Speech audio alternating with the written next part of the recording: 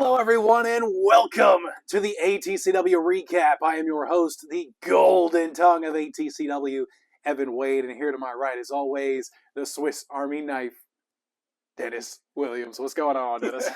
No karate chops this time. Yeah. I was prepared. Got myself all prepped up before I came over here.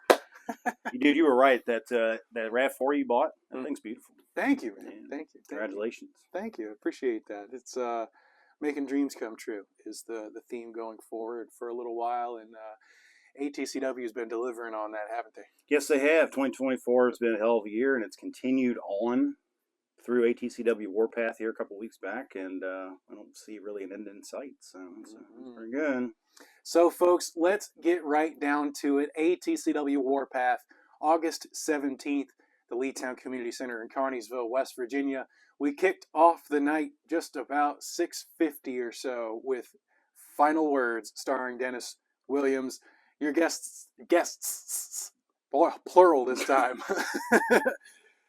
AK and Jonathan Cross. You want to tell us about your experience with them? Well, I was trying to get some answers for us. Why did they stab ATCW in the back and all that stuff? And I think I was going to get some answers, but Brian Hardy, understandably, he had some final words to say as well. So he came out, haven't been interrupted before, and there for a minute I kind of panicked. I was like, okay, so what am I supposed to do now? And thought about it, and I was like, well, I guess I'll just pass the mic and let them talk.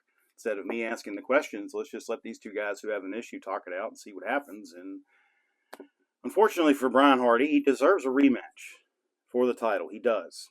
But the champion has decided to not grant one, and there isn't a guaranteed rematch clause in a contract here in ATCW. So Brian Hardy goes back down to the bottom of the rankings. That was the basic result of Final Words.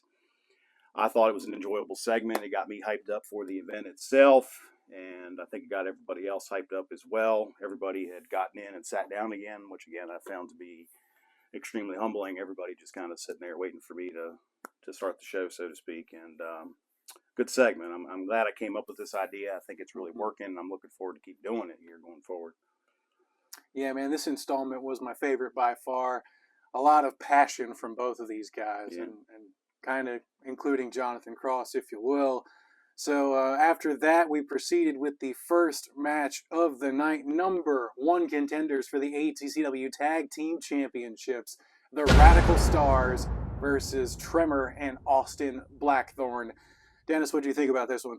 Good contest overall. It was very, very evident, though, going throughout this contest, the inexperience of Austin Blackthorn. When you're in there, when your partner is a veteran like Tremor and you're going up against a team that's as decorated as Radical Stars, things like that do tend to stick out, and I thought that was a big issue through the match. You mentioned something interesting about Tremor on that note, though. Go ahead and tell them what it is. Yeah, I really enjoyed his display of seasoned veteranness, I guess I'm going to call it, when he cut off the ring like Willie Radical was crawling over to LA Star in the corner to make the tag. But in lieu of Austin Blackthorn's little misstep, Tremor was aware enough to grab the leg of Willie Radical and keep him from making that tag at a very crucial point for the Radical Stars in this matchup. Tremor really showing his experience throughout this matchup, and we know we've seen him throughout countless tag team title opportunity or number one contender match opportunities, and he's showing it there. Radical Stars put on one heck of a performance in this match. Really loved seeing these guys back at it again, climbing up the mountain of the tag team division here in ATCW. Yeah, that match got off to a hell of a start too. Starting in the aisleway and coming in, but thank God, ladies and gentlemen, we still got to see some twerk from the Radical Stars. Yes, we did indeed. Folks, your new number one contenders for the ATCW Tag Team Championships, the Radical Stars. Hopefully, Dennis, will see them face off against the Stompers one more time next month at ATCW Breakthrough, but we'll get to that later on. Our second matchup of the night, Dennis, the Man Monster Tiberius Asante versus the Ring Dacus Dallas Dash. Dash making his debut here in ATCW, and quite an interesting attire that he was wearing to the ring. Dennis, what do you think about that? Well, it was interesting and unexpected for me. But after, I was watching him go around the ring and stuff, as I was talking, I was actually thinking, because I can think and talk at the same time. I'm very smart like that. But anyway, Dallas Dash is mask, or whatever you want to call that, it was a very monstrous appearance. And I remember as a little kid putting on a Frankenstein monster mask and walking around, and I felt like the Frankenstein monster. So I think that's what he was going for here. He was trying to get himself into a monstrous mindset to defeat a guy that's twice your size and a guy that you don't really know a lot about. And I thought that it was a brilliant move, because he did put on a great performance. And at one point, he had the big guy on the mat. He sure did. He was able to chop down that big redwood tree that is Tiberius Asante, 6'7", 300 pounds. Both scary. Yeah, and it's all muscle, folks. He's freaking huge and intimidating. He looked like he was about twice the size of Dallas Dash in this matchup. Unfortunately for Dallas Dash, was not able to pick up a victory over the former King of the 304 champion, Tiberius Asante, victorious in this matchup with a huge choke slam. And when I say huge, man, I thought Dallas Dash's feet touched the ceiling on the way up, and he definitely almost went through the mat on the way down. Congratulations to Tiberius Asante. Dallas, I hope we get to see more of you here in ATCW. Well, after that performance he put on, I'm sure we will. The third matchup of the night, Dennis. King of the 304 championship on the line when Matt Wild defended against ATCW's Robbie Wayne. Yeah, that was interesting to hear that when you announced that when he was coming out. Representing ATCW. It felt good, and it kind of added to this aura that the night had for me, because this was the first TCW free night we've had in like a year. Now, of course, we know some more things about the TCW situation, and I'm willing to let a few things slide, and I'm reconsidering my thinking on some of it. And it was very interesting to see a different side out of Robbie Wayne. This was not the cheating Robbie Wayne. This was not the motivated by some weird loyalty to some other person or entity. This was Robbie Wayne who was very focused on himself and fulfilling his own personal dream. I liked what I saw here from Robbie Wayne, and now I'm starting to think this guy's going to be a major player here in ATCW going forward. I couldn't agree more, Dennis. An incredible performance from Robbie Wayne in this matchup. I'd like to talk about Matt Wild a little bit, if I could. During this matchup, I think we saw a brand new side of Matt Wild, too. Someone who not only wanted to shut up Robbie Wayne, but he wanted to shut up all the haters that had been saying that he couldn't get the job done on his own.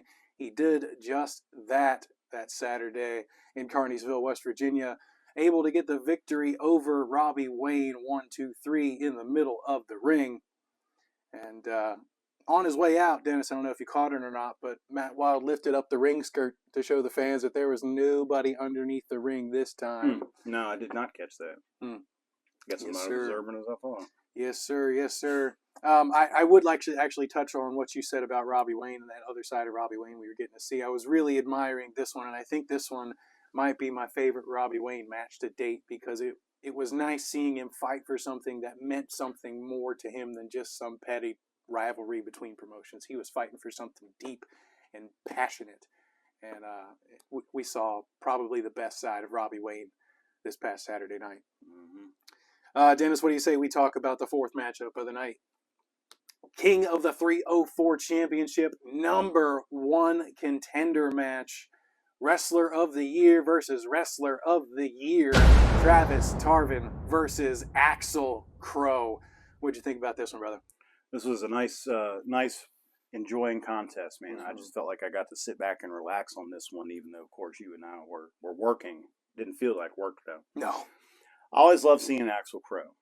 And I've always enjoyed Travis Tarvin, even though I didn't care for his attitude at certain points in time. And I was really expecting a big blowout of a match here. And this match was delivering, but the strange, I don't know whether to call her a lady, a woman, or a girl, or female, or what, but I'm going to go with female. This strange female has shown up now twice now, and she's wearing face paint and crap, and dressed up in a cape and whatnot, and she's making eye contact with Axel Crow, and it's caused him problems, as if he wasn't having enough problems already in 2024 here at ATCW.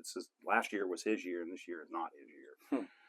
He's just being plagued with all kinds of stuff, and unfortunately, that seems like it's continuing here. I can't get any information on this. Once again, I tried to go talk to Axel about it afterwards. He was gone, and of course, no sign of her anywhere. So, that kind of put a bit of a downer on the end of the matchup. But up to that point, I thought it was great. It was awesome, dude. These guys laid it all on the line for the number one contendership of the King of the 304 Championship. Axel trying to become a two-time King of the 304 champion. Travis trying to become the one-time King of the 304 champion. Just add another notch on that already impressive resume he's got there. Yeah, man, adding some more gold. He did just that. Dennis was able to capitalize on the distraction and got the 1-2-3 over Axel Crow. Your new number one contender for the King of the 304 Championship is Travis Tarvin. And Matt Wild made his way down the ramp there toward the end, or at the end of the match, to go eye to eye with Travis Tarvin, just to let him know what's coming down the pike for him. Just to further cement that in your all's minds of what you're going to be seeing come next month, that matchup, Travis Tarvin, Matt Wild for the King of the 304, got me excited, got my blood boiling a little bit and whatnot, and here it goes again now. So that's coming up, guys. Something to look forward to here going forward. Oh, yeah. So after a brief intermission, we came back with a rematch from April Fools this year. The second-generation sensation Brian Hardy versus stunning Adam Armstrong. Dennis, I know you love an old 80s style matchup, a classic matchup. Why don't you tell us how you enjoyed this one? That's exactly what it was, man. Just an old school, NWA/WCW, Chi-Town Rumble kind of a mashup. It was really great. I really enjoyed it.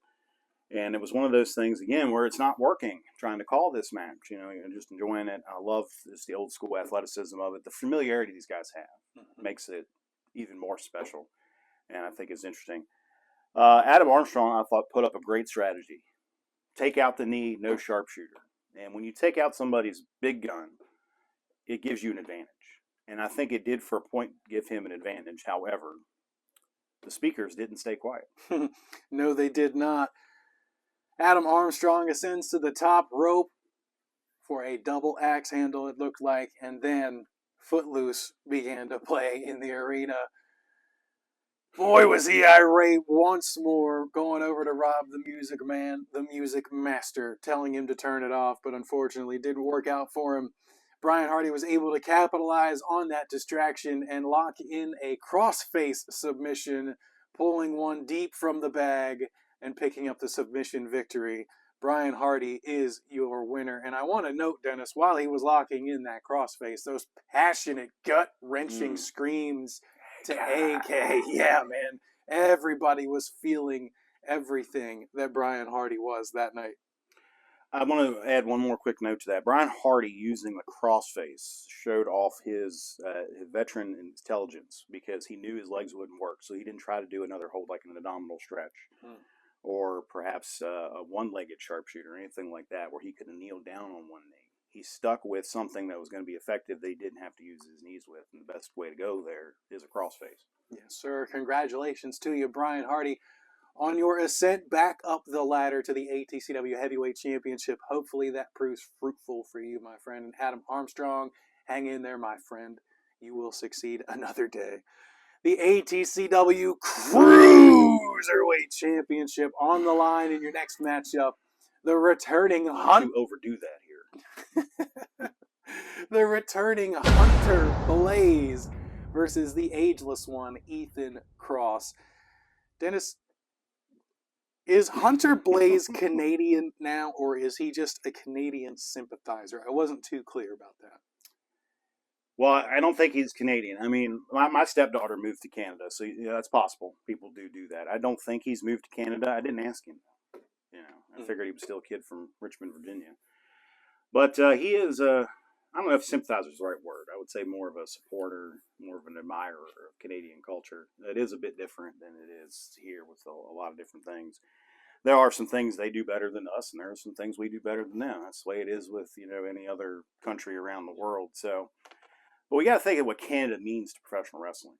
True. Especially Western Canada, where Calgary was and all that stuff. The Hearts and so many other names that you guys didn't even know were Canadian, like Bravo, and of course they got guys up there like the Bushwhackers. These called them the Kiwis back then. Canada was a real hotbed for wrestling during the 70s and 80s, and I think tapping into that mindset is a decent way to lead. It may not work out for him totally, but I think it's a good attempt, something to aspire to hold a goal for. I think it's a good way to go there. These two had seen each other before in the ring, and it was good to see them back at it again. Hunter Cole going away to train and reinvent himself a little bit, and I'd say he sure did, in quite some different ways. Ethan Cross putting on a great performance in this matchup, able to retain the ATCW Cruiserweight Championship with Travis Tarvin at ringside. I'm really liking this friendship between Tarvin and Ethan Cross going on. I'd like to see them maybe into the tag team division. That'd be kind of neat. That'd be a very interesting combo to spice things up. And I know at some point here we're going to have another Dick Harakoff tag tournament, so maybe they could start considering that. Maybe do some practice and stuff, and start strategizing for that. Maybe, I don't know, but I do like the friendship there, and I think it plays a very good role for both men that night. They were both very upbeat and ready to defend. Ethan Cross has just been so different here lately, and in a good way. He's been so excited and entertaining and whatnot, and he was ready to go. And